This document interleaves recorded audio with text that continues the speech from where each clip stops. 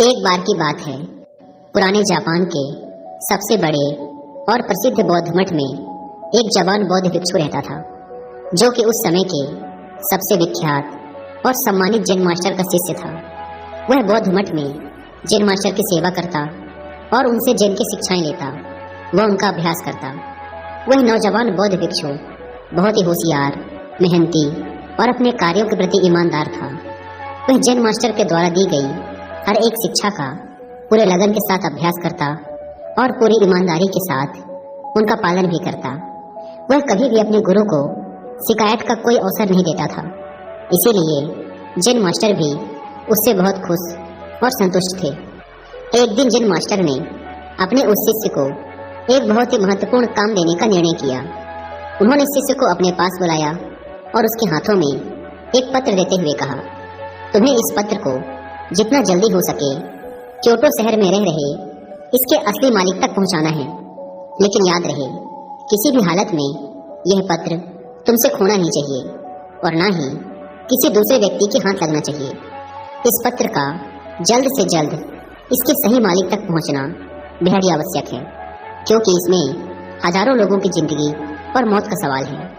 Master का आदेश मिलते ही वह बिना एक क्षण गवाए अपने काम में लग गया। उसने रास्ते के लिए भोजन लिया, अपनी तलवार उठाई और घोड़े पर सवार होकर निकल पड़ा पत्र को उसके मालिक तक पहुंचाने के लिए। वह अपने घोड़े को तब तक तेजी से दौड़ाता रहा जब तक वह एक बड़ी सी नदी के किनारे नहीं पहुंच गया, जिसे पार करने के लिए एक सकरा सा पुल बना हुआ था। उस पुल के दूसरी तरफ एक समुराई योद्धा अपनी तलवार लिए हुए खड़ा था, जिसने उन पहले 100 लोगों से युद्ध करने की कसम खा रखी थी जो उस पुल को पार करेंगे। अब तक वह वहां से गुजरने वाले 99 लोगों से युद्ध करके उन्हें मौत के घाट उतार चुका था, और अब वह यहाँ से गुजरने वाले उस 100वें व्यक्ति का बड़ी ही बेसब्री से इंतजार कर रहा था, जिसे युद्ध में मौत की नींद सुलाकर वह अपनी प्रतिज्ञा पूरी कर सके। जैसे ही उस नौजवान बौद्ध भिक्षु का घोड़ा उस पुल पर चढ़ता है, समुराई अपनी गरजती हुई आवाज में बोलता है, तुमने इस पुल पर कदम रख दिया है, इसीलिए अब तुम्हें मुझसे युद्ध करना होगा। अपनी तलवार निकालते हुए समुराई चिल्लाया, मरने के लिए तैयार हो जाओ। अपनी मौत को अपनी तरफ आता देख वो बौद्ध भिक्षु अंदर ही अंदर बहुत डर गया। लेकिन तभी उसे अपने गुरु की बात याद आती है कि पत्र बहुत महत्वपूर्ण है, यह किसी दूसरे व्यक्ति के हाथ नहीं लगना चाहिए। वह समुराई से पत्र की महत्वता के बारे में बताता है और उससे प्रार्थना करता है कि वह उसे उस पत्र को उसके गुरु तक वापस पहुंचा देने दे, और वह वचन देता है कि पत्र वापस करने के बाद वह जरूर उससे युद्ध करने वापस आएगा। समुराई उसकी बात मान लेता है और उसे वापस जाने देता है। पूरे रास्ते भर उस पुल पर हुई घटना के बारे में सोचते सोचते वह कब आश्रम पहुंच जाता है उसे पता ही नहीं चलता।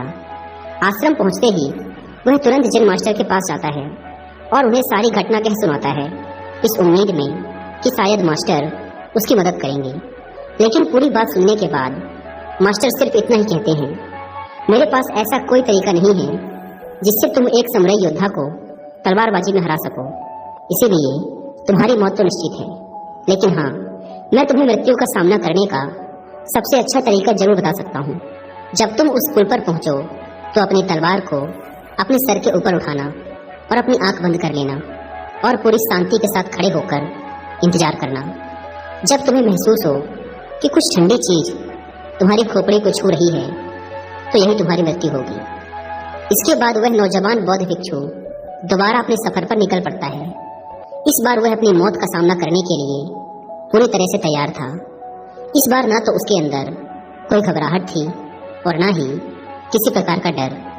जब वह उस पुल पर पहुंचता है जहां समुराई उसका इंतजार कर रहा था, तो वह ठीक वैसा ही करता है जैसा मास्टर ने उससे कहा था। वह अपने दोनों हाथों से तलवार को सिर के ऊपर उठाता है और आंख बंद करके मौत के ठंडे स्पर्श का इंतजार करने लगता है।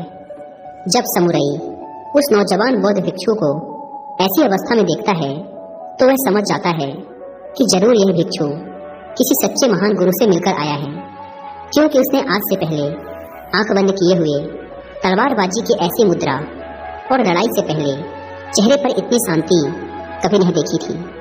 उसने ध्यान से देखा, भिक्षु के चेहरे पर ना तो मौत का डर था और ना ही किसी प्रकार की कोई घबराहट, उसने अपनी तलवार नीचे रख दी और अपने घुटनों पर बैठकर हाथ जोड़कर कहने लगा, हे महान गुरु, मुझे मेरे इस मूर्खतापूर्ण दुस्साहस के लिए माफ करें और अपना शिष्य बनाएं, ताकि मैं आपसे अद्भुत तलवारबाजी की कलाएं सीख सकूं।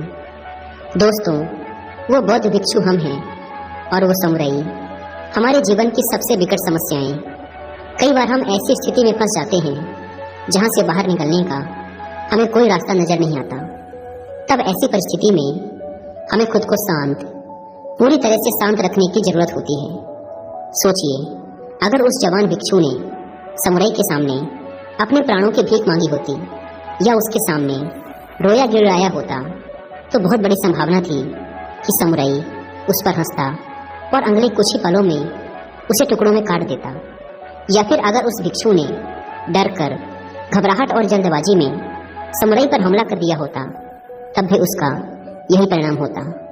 लेकिन उस नौजवान शिष्य ने इतनी शांति और स्थिरता के साथ उस समुराई का सामना किया और इतने उच्च कोटि के जिन का परिचय दिया कि उस समय वो उस समुराई से भी बेहतर हो गया और परिणाम स्वरूप समुराई उसके सामने झुक गया, क्योंकि एक समुराई होने की वजह से उसने तुरंत यह महसूस कर लिया कि उसका सामना उससे भी अधिक जिन का अभ्यास करने वाले व्यक्ति से हो गया है। तो चाहे परिस्थितियां कितनी भी खराब क्यों न हो, कितना भी मुश्किल लगे उनका सामना करना, इस नौजवान भिक्षु की कहानी को याद रखना। और जब भी कोई मुसीबत रूपी समुराई आपके सामने आए, तो अपनी आंखें बंद करो और शांत हो जाओ, पूरी तरह से शांत। और वो समुराई आपके सामने भी जरूर झुकेगा।